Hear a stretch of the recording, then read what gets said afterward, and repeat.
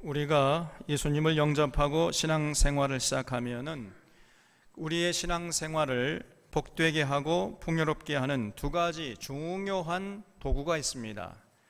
그것이 바로 성경과 기도지요. 이 성경과 기도라는 이 두 가지 도구를 우리가 잘 활용할 수 있을 때 비로소 신앙생활을 풍요롭게 복되게 할 수 있는 것입니다. 그래서 예수 믿는 성도는 이 성경과 기도, 여기서 굉장한 관심을 가지셔야 돼요. 그래서 모든 성도들은 성경에 대해 지극한 관심을 가지고 하루속히 성경을 전체적으로 볼 수 있는 안목을 가지려고 애를 써야 됩니다. 그리고 과연 어떻게 기도하는 것인가, 그 올바른 기도를 하려고 애를 써야 돼요. 기도는 영적 호흡이라고 할 수 있습니다. 우리의 육신이 호흡하지 않으면 죽는 것처럼 우리의 영혼도 기도하지 않으면 질식해서 죽어버려요. 다시 말해서 기도하지 않으면은 절대로 신앙생활을 건강하게 유지할 수 없다, 이렇게 말해도 조금도 틀리지 않는 것입니다. 모든 신앙의 선배들은 한결같이 기도의 사람이었어요. 기도가 이렇게 중요하기 때문에 오늘 예수님은 저희들에게 특별히 이 기도에 대해서 아주 자세하게 가르쳐 주셨습니다. 1절을 보겠습니다. 예수께서 한 곳에서 기도하시고 마치심에 제자 중 하나가 여짜오되 주여, 요한이 자기 제자들에게 기도를 가르친 것과 같이 우리에게도 가르쳐 주옵소서. 예수님이 이제 기도를 하고 나니까 그 기도하는 모습이 참 제자들의 눈에 좋았던 모양이에요. 그래서 예수님께 나아가서 예수님, 우리도 기도하고 싶으니까 좀 기도를 가르쳐 주세요, 이렇게 요구를 했다는 거죠. 여러분, 이게 굉장히 중요합니다. 우리는 기도하기 전에 반드시 어떻게 기도해야 할 것인가를 배워야 돼요. 기도에 대해서 배우지 않고 기도하는 것처럼 위험한 짓도 없는 것입니다. 왜냐하면은 기도가 천차만별이에요. 모든 종교가 기도합니다. 기도하지 않는 종교가 있어요? 없지요. 모든 종교가 다 기도해요. 그래서 그 모든 종교가 기도하는데 또 모든 종교의 기도가 또 다 다릅니다, 여러분. 불교의 기도가 다르고 유교의 기도가 다르고 천주교의 기도가 다르고 우리 기독교의 기도가 달라요. 그러니까 우리는 기독교인입니까? 불자입니까?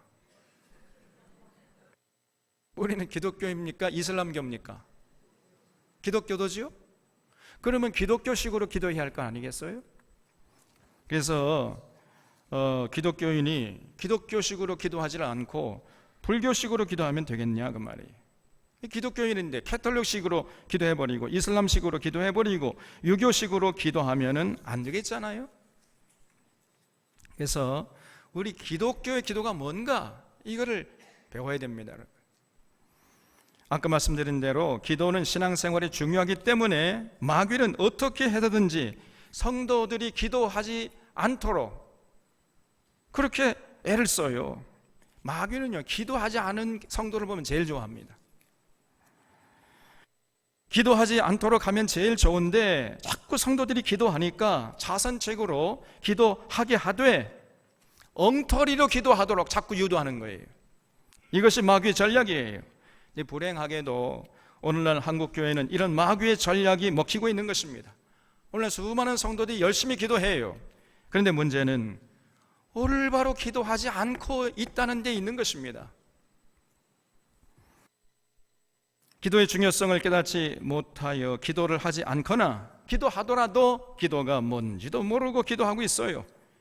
그냥 그저 샤머니즘적 기도에 물들어 있고 나아가서 기복적 기도에 물들어 있고 신비주의 기도에 물들어 있는 것입니다. 우리는 하루속히 이런 차원에서 빨리 벗어나야 돼요. 올바른 기도가 무엇인지 잘 배워서 올바로 기도할 수 있어야 됩니다.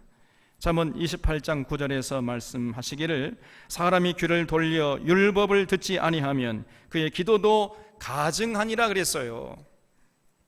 무슨 말이지요? 성경 말씀을 통해서 이 기독교의 기도가 무엇인지 배우지 않고 무턱대고 그저 자기식으로 기도한다면은 그런 기도는 가증한 기도가 된다는 것입니다, 여러분. 그래서 오늘 예수님이 이 기도에 대해서 아주 자세하게 가르쳐 주셨어요. 2절에 예수께서 이르시되 기도할 때 이렇게 하라 그랬어요. 예수님께서 이 제자들의 요청을 흔쾌히 받아들여 가지고 기도에 대해서 이제 가르쳐 주셨습니다. 이것을 주님이 가르쳐 주신 기도다 해가지고 주기도문이라고 그래요. 주기도문. 그래서 우리가 조금 전에 우리 아영 청년이 기도한 다음에 그 다음에 주기도송을 불렀잖아요. 항상 우리가 이 주기도문에 입각해서 기도해야 됩니다, 여러분. 2절 하반절에 아버지여 이름이 거룩히 여김을 받으시오며 나라가 임하시오며 그랬어요. 아버지여, 제일 처음 이렇게 누구에게 기도하는지를 분명히 밝힌 다음에 기도하라 그랬어요. 여기는 굉장히 생각할 거리들이 많아요. 먼저 예수님이 처음에 기도를 시작할 때 아버지여 이렇게 기도하면서 시작하라고 그랬습니다. 그러니까 우리들이 기도할 때 우리의 기도를 들으시는 분이 누구인지 분명히 의식하면서 밝히면서 기도하라는 거예요. 어떤 분은 기도하는 모습을 이렇게 보면은요, 자기가 누구에게 기도하는지 분명한 의식이 없어요. 자기가 기도하는 그 기도 대상이, 자기 기도를 받으시는 대상이 누군지 분명히 알지 못하고 기도하는 사람들이 많습니다. 우리의 기도를 들으시고 받으시는 분은 저 미국 대통령 아니에요. 옛날에 시청에서요, 미국 대통령, 그 부시 대통령이 듣도록 우리가 큰 소리로 기도합시다, 이렇게 기도하라고 가르치는 그런 모습들이 있었습니다. 여러분, 우리 기도를 받으시는, 우리가 기도하는 그 대상이 미국 대통령입니까? 미국 대통령이 기도하는 거예요? 아닙니다. 우리 기도를 받으시는 분은 미국 대통령도 아니고 한국 대통령도 아니고 재벌 회사 회장님도 아니고 천지 만물을 창조하시고 다스리는 이 우주적인 그런 창조자 여호와 하나님이신 거예요. 그 분께 기도하는데 그 하나님이 바로 우리의 아버지가 되신다는 것을 기억하면서 기도하라고 예수님께서 가르쳐 주셨습니다. 그 하나님이 우리를 재판하는 무서운 재판관 아니고 우리를 찍어 누르는 그 독재자 정치가가 아니고 우리의 행복을 우리보다 더 원하시는 우리의 아버지가 되신다는 거예요. 그것을 기억하면서 기도하라고 예수님이 가르쳐 주신 것입니다. 이 아버지라는 말에는요, 많은 내용이 담겨 있어요. 아버지라는 말에는 여러분 아주 한없이 그 따스한 자녀들을 향한 그 사랑과 애정이 담겨 있는 말이 아버지란 말 아닙니까? 아버지 그러면요 그냥 마음이 편하잖아요. 여러분 어떤지 모르겠습니다만 그 자녀를 향한 한없는 애정과 사랑이 담겨 있는 단어가 아버지라는 단어예요. 이 아버지는 자녀의 울타리가 되어주고 자녀들의 생명을 지켜주고 보호하고 자녀들이 필요한 모든 것을 제공하려고 애를 쓰잖아요. 그게 아버지 아닙니까? 적어도 저의 경우에 저희 아버지는 그랬어요. 그리고 제가 아버지가 되어보니까 저도 우리 자녀들에게 그렇게 하고 싶어요. 여러분의 아버지도 그러셨고 여러분이 아버지 됐을 때 그렇게 하려고 하지 않습니까? 그래, 이 육신의 아버지가 그러한 것처럼 우리 여호와 하나님이 우리의 아버지가 되신다는 겁니다. 우리의 생명을 지켜주시고 보호하시고 필요를 채워주시려고 애를 쓰시는 그런 아버지가 되신 것을 기억하면서 기도하라, 이렇게 예수님께서 가르쳐 주신 거예요. 그리고 이 아버지여 이렇게 부르면서 기도를 시작하라고 했는데 여기 또 굉장히 중요한 의미가 담겨 있습니다. 이 말은 기도는 여호와 하나님 아버지와의 인격적인 대화임을 기억하면서 기도하라는 그런 뜻이 담겨 있어요. 우리가 기도할 때 여러분 뭐 기계나 로봇에게 기도하는 게 아니에요. 우리를 사랑하시고 우리와 대화하기를 기뻐하시는 여호와 하나님께 기도하는 것입니다. 그러므로 기도는 뭐냐? 하나님과의 대화예요. 대화. 그렇기 때문에 우리 기도할 때는요 명료한 의식을 가지고 우리가 우리의 생각을 가장 잘 표현할 수 있는 언어를 가지고 분명하게 기도해야 돼요. 조심스럽게.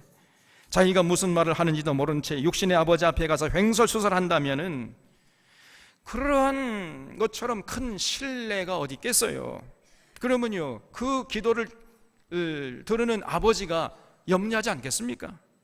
여러분이 여러분의 아버지 앞에 가가지고 그냥 자기도 모르는 말을 횡설수설 한다고 한번 생각해 보세요. 그리고 여러분 아버지가 제가 왜 그러냐, 밥 잘못 먹었냐, 언제부터 그랬냐, 제가 가만두면 안 되겠다, 이렇게 반응할 거 아니겠습니까? 우리 하나님 아버지도 마찬가지예요.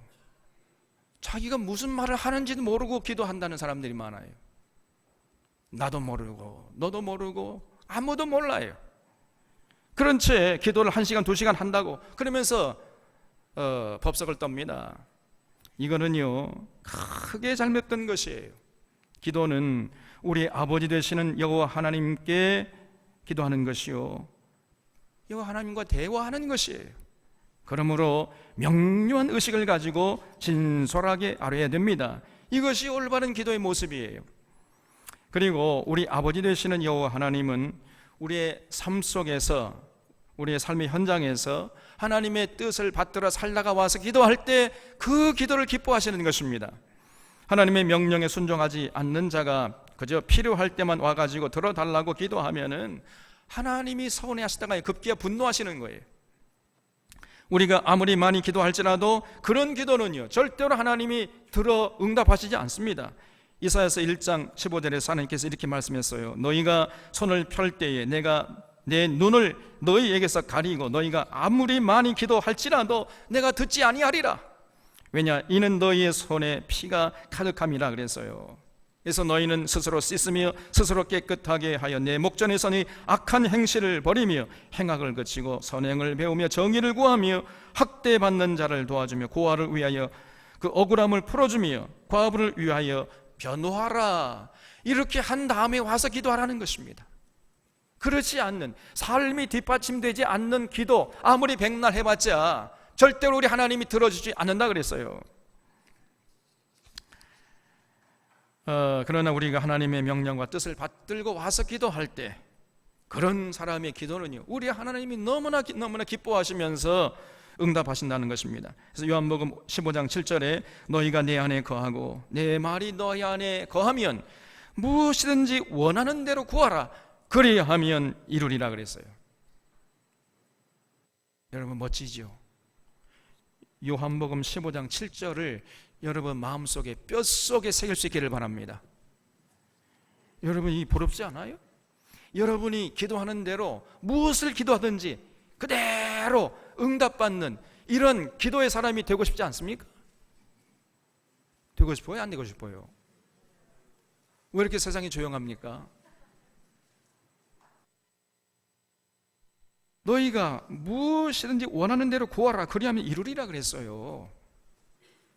그런 능력 있는 기도의 사람 되고 싶지요? 그러면 그 비결이 뭐냐는 거예요. 그 비결. 그 비결이 뭐냐? 너희가 내 안에 거하고 내 말이 너희 안에 거하는 것이에요. 우리가 참 예수님 안에 거하고 예수님의 말씀이 우리 안에 거하기만 하면은, 그러면은 우리가 기도하는 무엇이든지 우리 하나님이 다 들어주신다. 이 예수님의 약속입니다. 예수님의 말씀이므로 틀림없겠지요? 그럼 여러분, 우리가 어떻게 하면 예수님 안에 거하고 예수님 말씀이 우리 안에 거하게 할 수 있을까요? 우리가 예수님 안에 거하고 예수님의 말씀이 우리 안에 거한다는 말이 도대체 무슨 말이겠어요? 다른 게 아니지요. 우리가 우리의 삶의 현장에서 하나님의 뜻을 받들어 살다가 와서 하나님께 기도하라는 것입니다. 하나님 아버지요, 그러면요 우리 하나님이 너무너무 기뻐하시면서 아주 즉각적으로 그 모든 기도에 다 응답하신다는 것입니다. 여러분, 또 아버지의 이름이 거룩히 여김을 받으시오며 이렇게 기도하라고 예수님이 가르치셨어요. 우리가 기도할 때 제일 먼저 이 아버지의 이름이 거룩히 여김을 받도록 기도해야 됩니다. 다시 말해서 나의 삶을 통해서, 우리의 삶을 통해서 하나님의 이름이 거룩히 여김을 받도록 해 주십시오. 이것이 늘 우리의 기도 제목이 되어야 돼요. 저 사람 보니까 저 사람이 믿는 하나님이 진짜 거룩하신 분이구나. 그래서 우리의 삶을 보고 세상 사람들이 우리 하나님의 이름을 거룩한 분으로 그렇게 영광을 돌릴 수 있도록 이렇게 돼야 된다 그 말이죠. 우리 저 샤론교회 사람들 보니까 정말 하나님이 대단히 거룩하시고 아름다운 분이시구나, 이런 평가를 세상 사람들에게 받아야 된다는 것입니다. 이것이 우리의 기도 제목이 되어야 된다는 것이에요. 그래 마태복음 5장 16절에서 예수님 말씀하시기를 이같이 너희 빛을 사람 앞에 비치게 하여 그들로 너희 착한 행실을 보고 하늘에 계신 아버지께 영광을 돌리게 하라 그랬습니다. 우리가 늘 기도할 때 나로 인해, 우리로 인해 세상 사람들이 하나님의 이름을 높이도록, 그 하나님의 이름을 거룩히 여기도록 그렇게 해주십시오. 늘 이것이 우리의 기도 제목이 되어야 돼요. 언제가 제가 어떤 청년에게 당신의 인생의 꿈이 뭐냐 그랬더니요, 그 청년이 대답하기를 적어도 나 때문에 우리 예수님의 이름이 욕먹지 않았으면 좋겠습니다. 그런 삶을 살고 싶습니다. 이것이 제 꿈입니다. 이렇게 말을 하더라고요. 우리 교회 청년 중에 그런 청년이 있어요. 멋지죠? 제가 그 대답을 들으면서 가슴이 뭉클했습니다. 그렇습니다. 늘 이것이 우리 기도 제목이 돼야 돼. 나로 인해서 세상 사람들이 저 사람이 믿는 하나님 이름이 참 대단하구나, 저분이 대단한 분이시구나, 그래서 하나님께 영광을 돌리도록 그런 삶을 살도록 좀 도와주십시오. 이것이 우리 기도 제목이 돼야 돼요. 다시 말해서 기도가 삶이 되어야 하는 것입니다. 우리가 기도하는 내용들이 사실은 우리가 관심 갖고 추구해야 할 삶의 내용이 되어야 하는 것이에요.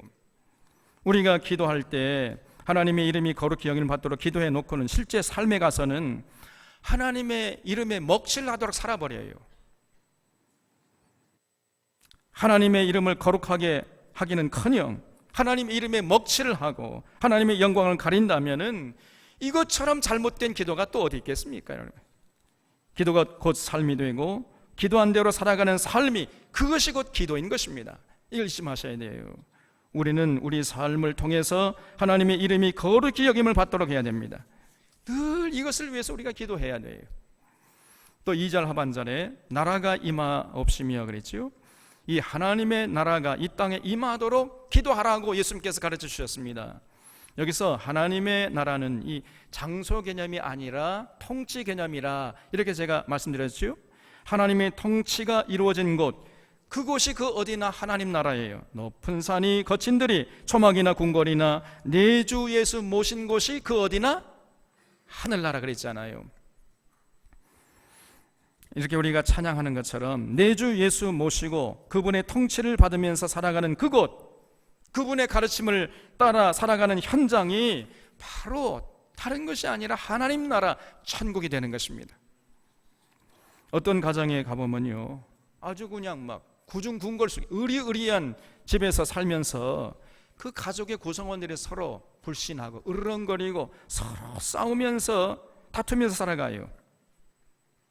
욕하면서 그저 그냥 한 지붕 아래 살고 있을 뿐이지 관계가 끊어진 지 이미 오래입니다. 지옥이 따로 없어요. 반면에 어떤 가정을 가보면요, 초막 같은 집에 살면서도 서로 사랑하고 존경하고 서로 위하면서 서로 섬기면서 이렇게 살아갑니다. 날마다 천국을 누리면서 살아가는 거예요. 그래서 초막이나 궁궐이나 그 어디서 사는 것이 중요한 것이 아니고 그 속에서 과연 누구를 모시고 어떻게 살아가느냐, 이것이 정말로 중요한 것입니다. 비록 초막이라 할지라도 주님을 모시고 주님의 통치를 받으면서 주님의 규례와 법도와 명령을 따라 살면서 살아가는 이런 가정이라면 바로 거기가 천국이 되는 것이에요. 천국은요, 하나님을 모신 곳이에요. 하나님의 다스리심을 받는 곳, 그곳이 그 어디나 하늘나라인 것입니다. 오늘 예수님은 바로 그러한 하늘나라가 이 땅에 임하도록 관심 갖고 기도하라, 이렇게 가르쳐 주셨어요. 그래서 하나님의 통치를 받는 사람들이 늘어나도록 관심 갖고 기도하라 그랬습니다. 따라서 진심으로 하나님 나라가 이 땅에 임하도록 기도하는 성도는 자신이 먼저 그 하나님의 통치를 받으려고 할 것 아니겠습니까? 그리고 때를 어떤지 못 어떤지 그 이웃에게 나가서 열심히 하나님의 통치를 받으라고 권할 것이에요. 그건 당연한 귀결 아니겠습니까? 이렇게 하나님의 통치를 받는 사람들이 하나 둘씩 늘어날 때에 하나님 나라가 이 땅에 이루어지기 때문이에요. 그런 자신의 기도가 이루어지기 때문에 열심으로 기도한 사람은 세상에 나가서 많은 사람들에게 하나님의 통치를 받으라고 전도하는 전도인이 될 수밖에 없는 것이에요. 또 뜻이 하늘에서 이루어진 것처럼 땅에서도 이루어지이다. 이렇게 기도하라고 예수님이 가르쳐 주셨어요. 여기 누가복음에는 나오지 않지만은 마태복음을 보면은요 나와요. 우리들이 늘 기도할 때 하나님의 뜻이 이 땅에 이루어지도록 기도해야 돼요. 참된 기도는 내 생각, 내 계획, 내 욕심을 이루어달라고 떼쓰는 기도가 아닙니다, 여러분. 그런 기도는 우리가 이제 더 이상 하면 안 돼요. 진짜 기독교의 기도는 하나님의 뜻이 나를 통해서 이루어지도록 기도하는 거예요. 이게 진짜 기독교의 기도입니다. 그렇다면 하나님의 뜻이 무엇입니까? 여러분 잘 아시듯이 모든 사람들이 하나님을 사랑하고 하나님의 명령과 규례와 법도와 순종하면서 행복하게 살아가는 거예요. 그리고 사람들끼리는 싸우지 말고 제발 다투지 말고 전쟁하지 말고 서로 화목하게 평화롭게 더불어 사는 세상을 만드는 것입니다. 이것이 영원히 변치 않는 하나님의 뜻이에요. 그러니까 하나님의 뜻대로만 살면은요 개인은 행복하게 되어 있고 가정은 화목하게 되어 있고 사회는 평화롭고 국가는 부강해지게 되어 있는 것입니다. 그래서 그런 일들이 나를 통해서 이루어지도록 늘 기도하라 이렇게 예수님께서 가르쳐 주신 거예요. 그러므로 우리들은 이런 모습들이 이 땅에 이루어지도록 날마다 기도하고 그 기도가 현실이 되도록 우리의 삶의 현장에서 그렇게 살아드려야 돼요. 거기에 관심 갖고 헌신해야 하는 것입니다. 이런 기도가 참된 기도고 이것이 바로 우리 기독교의 기도예요. 그런 기도를 하나님이 기뻐하시는 것입니다. 또 3절을 보겠습니다. 우리에게 날마다 일용할 양식을 주시옵고 그랬지요. 우리가 기도할 때 날마다 우리에게 일용할 양식을 달라 이렇게 기도해야 됩니다. 하나님 이 사업 떼돈 벌게 해주십시오 이렇게 기도하지 말고 하루아침에 그냥 거부가 되게 해주십시오 그런 기도하지 말고 일용할 양식이 우리 모두에게 있도록 기도하라 이렇게 가르쳐 주셨습니다. 여기서 중요한 단어가요 우리라는 단어예요. 우리. 그건 줄쳐 보세요. 우리에게, 나에게가 아닙니다. 우리에게. 그저 나도 그렇지만은 너도 그렇고 그도 그렇고 그것들도 그렇고 우리 모두가 날마다 참 일용할 양식을 먹고 살게 해달라고 기도하는 거예요. 다시 말해서 나 혼자만 그저 잘 먹고 잘 살고 출세하고 부귀영화 누리고 이런 기도 해서는 안 된다는 것입니다, 여러분. 그래서 이웃들도, 나도 그렇지만 이웃들도 함께 더불어 먹고 살 수 있는 이런 세상을 위해서 기도하라는 것이에요. 나가서 헐벗고 가난하고 소외된 사람들 위해서 기도하라는 것입니다. 그래서 병자들을 위해서 기도하고 감옥에 갇힌 자들을 위해서 기도하고 눌린 자들을 위해서 기도하라는 것이에요. 그러므로 이 예수님의 가르침대로 기도하는 사람은 어쩔 수 없이 이웃을 의식하지 않을 수가 없는 거예요. 우는 자와 함께 울고 웃는 자와 함께 웃으려고 하는 이런 삶을 살게 되어 있는 것입니다. 아니 기도는 그렇게 우리에게 일용할 양식을 주시옵소서 이렇게 간절히 기도해 놓고는 나가서 삶은 지 멋대로 제 욕심대로 자기만 위해서 산다면은 그 사람의 기도는 가증한 기도가 되는 거예요. 그래서 기도가 삶이 되고 그 삶이 기도가 되어야 하는 것입니다. 또 4절에 우리가 우리에게 죄 지은 모든 사람을 용서하오니 우리 죄도 사하여 주시옵고 그랬지요. 이 말씀도 우리가 귀담아 들어야 할 귀한 말씀이에요. 우리가 하나님 앞에 나가서 우리의 죄를 사해달라고 기도하기 전에 먼저 우리에게 죄 지은 사람들을 용서하고 나서 그 다음에 하나님께 나가서 우리 죄를 용서해달라고 기도해야 한다는 것이에요. 우리는 용서하지 않고 우리 죄를 용서해 달라고 하나님께 나가서 기도한다면 이것처럼 염치 없는 짓이 어디 있습니까, 여러분? 양심 있는 사람은요 도저히 그렇게 할 수가 없는 것이에요. 우리가 하나님 앞에 나아가서 우리 죄를 사해 달라고 기도하기 전에 먼저 우리에게 죄 지은 자를 용서해야 되는 것입니다. 그리고 여기서 중요한 것은 나의 죄를 사해 달라고 기도하라고 말씀하는 것이 아니고 우리 죄를 사해 달라고 기도하라고 가르쳐 주셨어요. 이걸 잊지 말아야 됩니다. 그래서 내 죄뿐 아니라 너의 죄, 그의 죄, 그것들의 죄까지, 그래서 우리들의 지은 죄를 사해 달라고 기도하라, 이렇게 예수님이 가르쳐 주신 거예요. 나는 죄를 짓지 않았다 할지라도 내가 속해 있는 공동체 그 일원이 죄를 지을 수 있잖아요. 그래서 그 죄를 놓고 기도하라는 것입니다. 또 우리 교회는 죄 짓지 않았다 할지라도 다른 교회가 죄를 지을 수 있어요. 우리 한국교회가 짓는 죄가 있습니다. 나아가서 우리 사회가, 우리 나라가, 우리 민족이 하나님께 짓는 죄가 있을 수 있잖아요. 이런 우리의 죄를 놓고 기도하는 거예요. 따라서 우리의 기도는 내가 속해 있는 공동체로 범위가 넓혀져야 하는 거예요. 우리의 가정과 교회와 사회와 나라와 민족이, 또한 인류가 짓는 죄를 위해서 하나님 앞에 나가서 우리 죄를 사해 달라고 우리가 기도해야 하는 것입니다. 공동체가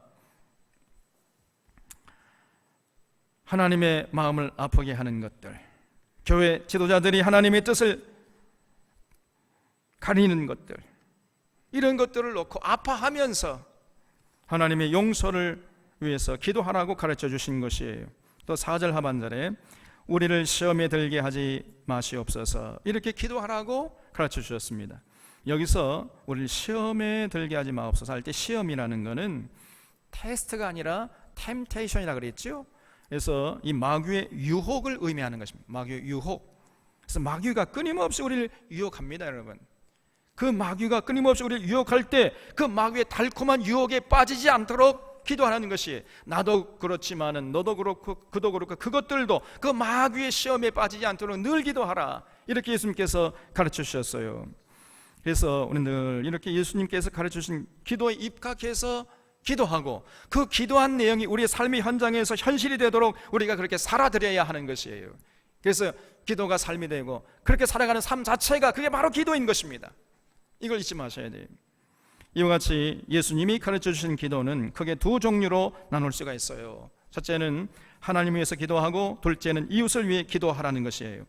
하나님 위한 기도는 하나님의 이름이 거룩히 여김을 받도록 기도하고, 하나님 나라가 이 땅에 세워지도록 기도하고, 하나님의 뜻이 이 땅에 실현되도록 기도하라는 것입니다.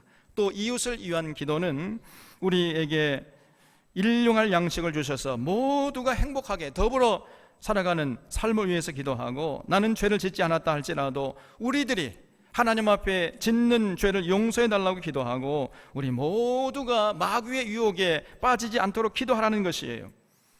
이것이 예수님이 가르친 기도의 모습입니다.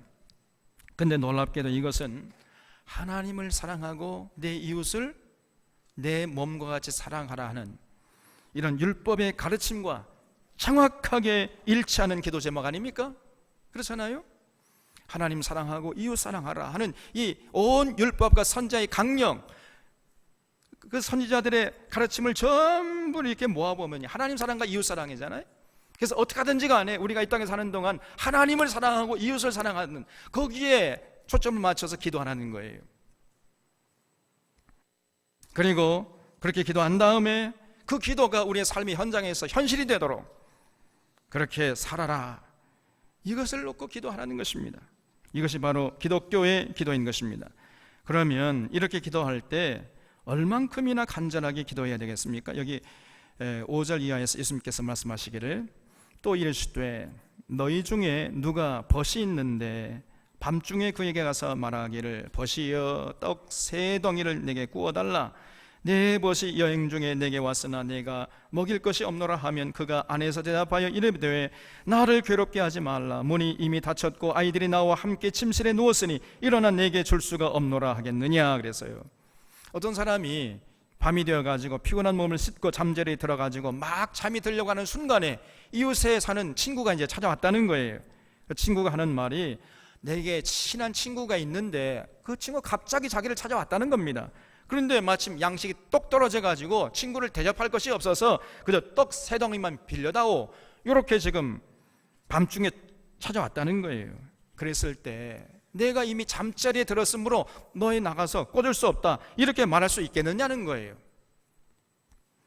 그러면서 8절에 내가 너에게 말하노니 비록 벗됨으로 인하여서는 일어나 주지 아니할지라도 그 간청함을 인하여 일어나 그 요구대로 주리라 그랬죠. 그래서 그 우정 때문에는 안 된다 할지라도 간절히 구하면은 할 수 없이, 내가 저 친구에게 꿔주지 않으면 저 친구가 안 가고 계속 나를 괴롭힐 거니까 에이 모르겠다, 귀찮더라도 일어나서 꿔주자, 이렇게 할 것이 아니겠냐는 거예요. 그런 것처럼 하나님도 간청하는 자에게 들어주신다는 겁니다. 그러면서 하시는 말씀이 9절에 내가 너에게 이르노니 구하라 그러면 너에게 주실 것이요, 찾으라 그러면 찾아낼 것이요, 문을 두드리라 그러면 너에게 열릴 것이니 구하는 이마다 받을 것이요, 찾는 이는 찾아낼 것이요, 두드리는 이에게는 열릴 것이니라 그랬어요. 구하고 찾고 두드리라 그랬죠. 이렇게 간절히 기도하는 것입니다. 근데 여기서 오해하시면 안 돼요.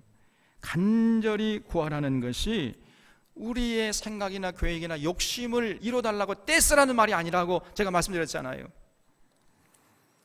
다시 말씀드리면 내 문제 해결해 달라고, 그저 내 소원을 이뤄달라고 간청하라는 것이 아니고, 위에서 예수님께서 가르쳐준 이 6가지 제목, 기도 제목이 있잖아요. 하나님의 이름, 하나님의 나라, 하나님의 뜻이 이 땅에 이루어지도록, 그리고 우리의 일용할 양식을 주시고 우리 죄를 용서해 달라 그러고, 우리를 시험에 빠지지 않도록, 이 6가지 그 기도 제목을 놓고 그렇게 간절히 기도하는 얘기입니다. 그러면은 하나님께서 다 이루어 주신다는 거예요. 11절 보겠습니다. 너희 중에 아버지 된 자로서 누가 아들이 생선을 달라 하는데 생선 대신에 뱀을 주며 알을 달라 하는데 전갈을 주겠느냐? 너희가 갈지라도 좋은 것을 자식에게 줄 줄 알거든 하물며 너희 하늘 아버지께서 구하는 자에게 성령을 주시지 않겠느냐 하시냐고 했지요. 여러분, 우리 육신의 아버지는요, 능력에 한계가 있어요. 아무리 사랑하는 자녀라 할지라도 해줄 수 없는 게 있지 않습니까? 능력에 한계가 있는 육신의 아버지라 할지라도 자식이 구하면 좋은 것으로 주려고 하지 않습니까? 그것이 아버지예요. 생선을 달라고 하는데 뱀을 줄 아버지가 세상에 어디 있겠습니까? 알을 달라고 하는데 전갈을 주는 아버지가 세상에 어디 있어요? 넌 지금까지 한 번도 그런 아버지 보지 못했습니다. 하물며 우리의 전능하신 아버지 하나님이 구하는 자들에게 가장 좋은 것으로 주시지 않겠느냐? 예수님의 이 말씀 얼마나 논리적이에요. 그러면서 하시는 말씀이, 하나님이 주신 가장 좋은 응답이 뭐냐? 성령님을 보내주신다는 거예요. 성령님. 우리가 예수님의 가르침을 따라 기도할 때 하나님이 성령님을 보내주신다 그랬어요. 성령님이 우리에게 오셔서 6가지 기도 제목을 이루시도록 우리의 기도를 이끌어 가시는 것입니다. 그래서 우리가 이 성령으로 기도하는 것이 참 중요해요. 그런데 여기서 혼동해서는 안 되는 것이 있습니다. 오늘날 많은 목회자들이요, 성령으로 기도한다는 것은 곧 방언으로 기도하는 것이다, 이 방언 기도가 성령 기도다, 이렇게 가르쳐버려요. 이거는 정말로 잘못된 가르침입니다. 이런 가르침처럼 교회를 어지럽게 하고 교회를 타락하게 하는 가르침도 없는 것이에요. 원래 성경에서 말하는 방언이라는 것은 지방말 혹은 외국어, 사투리를 말하는 것입니다, 여러분. 그리고 오순절 다락방에서 성령 강림의 결과로 이 방언이 이제 터졌는데, 그때의 방언은 소위 말해서 하늘의 언어가 아니고 땅의 언어였어요. 소위 난곳 방언으로서 당시 여러 나라에서 사용되고 있었던 지방 언어 혹은 외국어였던 것입니다. 그리고 그 방언을 받은 자들은 그저 앉아서 기도하는 개인 경건용으로, 기도용으로 사용하는 것이 아니고 나가서 하나님의 큰 일을, 그 일을 모르는 많은 사람들에게 나가서 알아들을 수 있도록 전해가지고 수많은 사람들이 예수 믿고 하나님께 돌아오게 하는 전도용이었어요. 그래서 바울이 고린도전서 14장 22절에서 그러므로 방언은 믿는 자들을 위하지 아니하고 믿지 아니하는 자들을 위하는 표적이니라 그랬습니다. 여러분, 고린도전서 14장 22절 말씀을 주목하셔야 돼요. 방언은 뭐냐? 믿는 자들을 위해서 주는 표적이 아니라는 거예요. 믿지 않는 자들을 위해서 일시적으로 주는 표적이라 그랬어요. 이 표현하면 세메이라는 것은 카리스마, 이 달란트하고는 다릅니다. 은사하고는 다른 거예요. 그래서 이 표적이라는 것은 일시적으로 하나님의 사랑과 그 전하는 그 진리의 말씀을 믿게 하기 위해서, 믿지 않는 사람들을 위해서 필요한 것이란 말이에요. 그러므로 이미 예수님을 믿은 자에게는 방언이 이제 필요 있어요, 없어요? 믿지 않는 자를 위한 표적이라고 그랬잖아요. 그러면 이미 예수 믿었으면은 이제 그 방언은 필요 있습니까, 없습니까? 필요 없는 거지요. 그럼에도 불구하고 오늘날 많은 한국교회에서는 방언 기도하는 사람들이 너무나 많아요. 정말 깊이 돌아봐야 되는 것입니다. 초대교회 당시 방언 기도한 교회는요, 고린도 교회가 유일했습니다. 고린도 교회만 방언 기도했어요. 그래서 고린도 교회는 많은 사람들이 이제 방언으로 기도를 하고 앉아 있었는데, 그런데 이 고린도 교회 그 전에 거짓 사도가 들어가 가지고 이들이 자칭 사도라고 사도 행세를 하면서 다른 예수를 전하고 다른 복음을 전하고 다른 영을 받게 한 결과 그 고린도 교인들이 거짓 방언, 이 가짜 방언을 받았고 그 거짓 방언으로 기도하고 있었던 것입니다. 그래서 고린도후서 11장 4절에 보면은 한번 펴보세요. 고린도후서 11장 4절, 정말 중요한 얘기예요.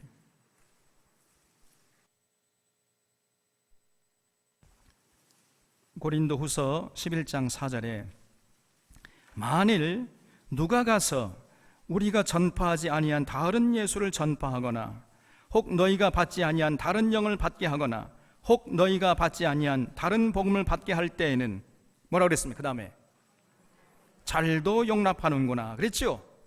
그러니까 이 바울의 말이 뭡니까? 고린도 교인들이 누군가 이제 고린도 교회에 들어와 가지고 다른 예수를 전하고 다른 복음을 전하고 다른 영을 받게 했는데, 그때 고린도 교인들이 받았다는 얘기입니까? 안 받았다는 얘기입니까? 예? 안 받았다는 얘기요? 받았다는 얘기잖아요. 누군가 들어와 가지고 다른 예수를 전하고 다른 복음을 전하고 다른 영을 받게 하는데 너희가 잘도 용납하는구나. 그러니까 받았다는 얘기죠. 제로의 여지가 없지 않습니까? 그러면은 이 다른 예수를 전하고 다른 복음을 전하고 다른 영을 받게 한 그 사람들이 누구냐 그 말이에요. 여기 고린도후서 11장 13절 그 넘어가 가지고 고린도후서 11장 13절 한번 보세요. 우리 같이 한번 읽겠습니다. 고린도후서 11장 13절 보면 같이 읽습니다. 그런 사람은 거짓 사도요 속이는 일꾼이니 자기를 그리스도의 사도로 가장하는 자들이니라. 이것은 이상한 일이 아니로다. 사탄도 자기를 광명의 천사로 가장하나니 그러므로 사탄의 일꾼들도 자기를 의의 일꾼으로 가장하는 것이 또한 대단한 일이 아니니라. 그들의 마지막은 그 행위대로 되리라 그랬죠. 그러니까 누가 들어와 가지고 그 다른 예수를 전하고 다른 복음, 다른 영을 받게 해가지고 그 거짓된 방언 받게 해가지고 방언 기도로 인도했느냐, 이끌어갔느냐, 그 누구냐? 이 사람이 거짓 사도요 속이는 일꾼이라는 거예요. 그러니까 자기를 그리스도 사도로 가장하는 자들입니다. 자칭 사도죠. 이 그리스도의 사도인 척 이 사도 행세를 하면서 다른 예수를 전하고 다른 복음을 전하고 다른 영을 받게 했는데, 그만 어리석게도 이 고린도 교인들이 그대로 용납하고 그냥 그걸 받아들였단 말이에요. 그 결과를 그 사람들이 하는 것이 바로 방언기도였단 말이에요. 더 이상 재론의 여지가 없습니다. 그러므로 오늘날 한국교회 방언은 오순절 다락방에서 터졌던 참된 방언이 아니고 고린도 교인들이 했던 이 고린도 방언이요, 이 방언은 거짓 사도들에 의한 거짓 방언이요, 가짜 방언인 것이에요. 그러므로 절대로 이런 거짓된 방언으로 기도하는 자들이 되어서는 안 될 것입니다. 오늘날 많은 사람들이 방언으로 기도하면 기도의 불이 붙고 방언으로 기도하지 않으면 기도의 불이 꺼진다, 이런 엉터리 같은 말을 함부로 해대고 있습니다. 아닙니다, 여러분. 정반대예요. 방언으로 기도하면 기도의 불이 타오르는 것이 아니라 오히려 기도의 불이 꺼져버리는 거예요. 여러분, 방언 기도하는 만큼 여러분의 기도를 회방받고 있다는 것을 잊지 마셔야 돼요. 우리가 기도할 때 우리말로 명료한 의식을 가지고 또박또박 명료하게 솔직하게 기도할 때 비로소 기도의 불이 타오르게 되어 있는 것입니다. 또 방언으로 기도하면 오래 기도할 수 있고 깊이 기도할 수 있다고 그래요. 이것도 잘못된 가르침이에요. 아니 오래 기도해서 뭐 하려고 그래요? 그럼 소는 누가 키웁니까? 우리 주님이 뭐라고 그랬어요? 마태복음 6장 7절에서 또 기도할 때에 이방인과 같이 중언부언하지 말라. 그들은 말을 많이 해야 들으실 줄 생각하느니라 그랬지요. 예수님의 말씀에 의지하면 기도 오래 하라고 그랬어요? 오래 하지 말라 그랬어요? 오래 하지 말라 그랬습니다. 오히려 무슨 오래 하는 기도가 있고 깊이 하는 기도가 있습니까? 여러분, 우리 하나님께서 기도를 오래 하면 들으시고 짧게 하면 안 들으시고 그런 분이십니까? 그런 분이 아니세요. 중요한 것은 우리의 삶이 뒷받침되는 기도냐 아니냐, 하나님의 뜻을 받드는 기도냐 아니냐, 이것만이 중요한 것입니다. 많이 기도하고 깊이 기도하고 이런 것과는 아무런 상관이 없는 것이에요. 우리 사랑하는 교우들은 이런 잘못된 가르침에 휘둘린 자가 한 사람도 없기를 주님의 이름으로 부탁을 드립니다. 다시 말씀드립니다. 분명하게 말씀드립니다. 여러분, 방언 기도는 전혀 성경이 가르치는 기도가 아니에요. 그러므로 그런 기도해서는 안 됩니다. 방언으로 기도하면 기도하는 시간만큼 우리의 기도가 회방받고 기도 시간을 뺏긴다는 것을 여러분 잊지 마시기 바랍니다. 아까 말씀드린 대로 기도는 인격이신 하나님께 나가서 대화하는 거잖아요. 대화. 근데 자기도 모르는 말을 1시간 2시간씩 해대고 있으면은 이 기도하는 게 대화하는 게 아니라 대화를 회방받고 있는 거 아닙니까? 절대로 그런 기도해서는 안 돼요. 그러므로 성령으로 기도하는 것은 방언 기도를 의미하는 것이 아닙니다. 성령님은 오히려 또렷한 의식을 가지고 우리의 현실을 바라보면서 애통하는 마음으로 기도하게 하시는 분이세요. 그러므로 우리는 성령으로 기도할 때 인격이신 하나님 앞에 우리의 생각을 우리가 가장 잘 표현할 수 있는 언어로 진솔하게 기도해야 됩니다. 그렇게 기도한 다음에 그 기도한 내용이 우리의 삶의 현장에서 이루어지도록 그렇게 살아드려야 돼요. 그래서 아까 말씀드린 대로 그 기도가 삶이 되고 그렇게 살아드리는 삶 자체가 그것이 바로 기도단 말이에요. 이런 사람이 진실로 올바로 기도하는 사람이 바로 이것이 기독교의 기도인 것입니다. 기도는 인간의 하나님의 마음과 뜻을 알아가는 것이고 하나님의 뜻을 따라서 자신의 생각과 삶을 수정하는 작업이에요. 미신은 자기는 변화가 없고 자기가 믿는 신의 마음을 마음대로 바꾸는 것, 이게 미신입니다. 여러분, 참된 신앙은 그렇지 않고 하나님의 뜻을 알아서 그 하나님의 뜻에 자신의 생각과 인생과 세계관, 역사와 가치관을 전부 바꾸는 것이 이게 진짜 신앙인 것입니다. 그렇기 때문에 참된 기도는 자신의 욕심과 욕망을 내려놓고 하나님의 뜻이 자신의 삶을 통해 이루어지도록 기도하는 것, 이것이 올바른 기도의 모습이에요. 꼭 잊지 마시기 바랍니다. 이런 기도의 모델이 바로 다윗이었습니다. 다윗은 언제나 명료하게 솔직하게 기도했어요. 그리고 자신의 기도가 곧 삶의 관심사가 되어버렸고 삶의 내용이 되어버렸습니다. 그렇게 살았어요. 기도해놓고는 전혀 엉뚱하게 사는 것이 아니라 기도한 내용대로 그 기도가 자신 삶에 이루어지도록 그렇게 살아들였던 것이에요. 이게 다윗의 삶이었습니다. 여러분, 그래서 이 시편을 보면은 시편의 절반이 다윗의 시로 되어 있습니다. 여러분, 사실 이 다윗의 시는 다윗이 하나님께 드렸던 기도였어요. 그래서 시편 18편, 시편 22편, 시편 23편, 시편 51편, 시편 57편 등등 이 주옥 같은 다윗의 시편, 이게 바로 기도했던 것입니다. 다윗은 항상 기도할 때마다 글로 기록을 했어요. 그리고 명료한 의식을 가지고 하나님께 나가서 조심스럽게 기도했던 것입니다. 그리고 자신이 기도한 그 기도문을 이제 역사 속에 남겨가지고 나중에 이것이 바로 성경에 들어와서 시편이 되어버린 것이에요. 이런 다윗을 하나님이 사랑하셨던 것입니다. 그래서 그 기도를 하나님이 들으시고 기뻐하시면서 응답을 남김없이 해주셨어요. 이렇게 다윗은 기도라는 도구를 잘 활용해서 인생의 위기를 오히려 하나님의 능력을 체험하는 기회로 삼아 나갔던 것입니다. 우리 샤론의 교우들은 이런 기도의 사람들이 다 되시기를 바랍니다. 예수님의 기도에 대한 가르침을 마음에 새기고 기도의 용사들이 되어서 다윗처럼 날마다 하나님과 동행하고 성령님의 인도하심을 따라서 기도하면서 기도가 삶이 되고 그렇게 살아가는 삶 자체가 기도가 되는 이런 멋진 인생들, 복된 인생들 되시기를 바랍니다. 기도하겠습니다. 참 고마워.